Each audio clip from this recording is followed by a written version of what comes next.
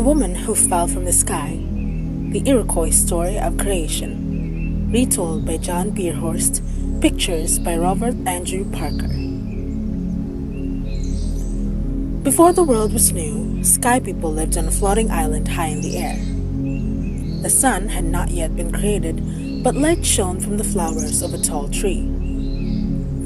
The sky country was a quiet place. No one ever wept, no one ever died, no children were ever born. This is a story. In the sky country there lived a woman who had a husband. One day, hearing voices under her heart, the sky woman knew that she would be the mother of children. But when she told her husband, he became jealous. In his anger, he uprooted the tree, and as the tree's flowers wilted, the sky country grew dark. Through the hole where the tree had stood, water could be seen far below. Curious, the sky woman stepped to the edge of the hole. She looked down, and at that moment, her husband pushed her. Then he straightened his thoughts and calmed down, but it was too late. The sky woman was already falling. Below there was only water, no earth. But sky people changed into water animals, and the muskrat dived to the bottom. When it came back up, it had mud in its claws, which the others spread on the back of the turtle. "Now we will be lucky," said the water animals, "because doesn't the sky woman have the power of creation?" As the sky woman landed on the turtle's back, the mud began to grow. Then she walked around this tiny earth, around and around, throwing her power ahead of her. When she stopped, the earth was as large as it is today. She threw a handful of the earth into the sky and it quickly became sprinkled with stars. "Now something bright will appear," she said. "It will be a helper. It will be called the sun." Then morning came, and the sun rose for the first time. The sky woman felt something stirring under her heart. Two lives were coming.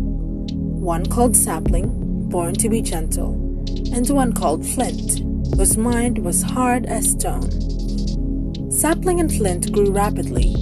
Soon, they knew their mother's thoughts. When Sapling ran over the earth, fresh soil was formed beneath his feet, and maple trees and all other plants sprang up from his footprints. "The earth is alive," he said. Then he threw a handful of soil, and birds and animals flew off in all directions. Sapling created two-way rivers for swift travel back and forth, but Flint, whose mind was hard, said that would be too easy, and he made each river flow in one direction only, adding falls and ripples. Sapling had created a fish, but Flint threw small bones into them to make life more difficult for the people who were soon to come. Then Flint created monsters, but Sapling drove them underground. Flint created a great white man called Snow, who couldn't move. But Sapling breathed life into him and made him travel so that spring could come. Sapling took earth and made human beings. He took a portion of his own life and put it into each body, and portion of his own mind and put it into each head. "Remember," he said, "that you are the children of the sky woman, because she gave the mind and also the power." Then he showed them to make houses and build fires. When their work was done, Sapling and Flint rose up from the earth, traveling along the Milky Way. What was happening? Each one taking a separate path. The divided pathway can still be seen, showing that there are two minds in the universe, one that is hard like Flint, and one that is gentle like Sapling.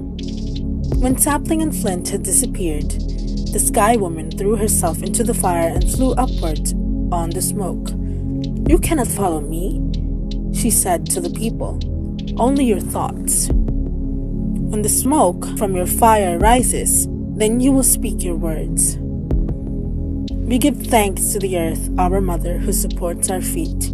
We give thanks to the flowing rivers that pass by on the earth. We give thanks to the plants, our medicines.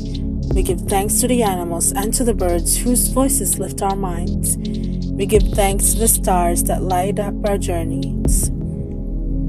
Our thoughts are carried upward. With our words and in our minds, we give thanks for the world that is always living. The end.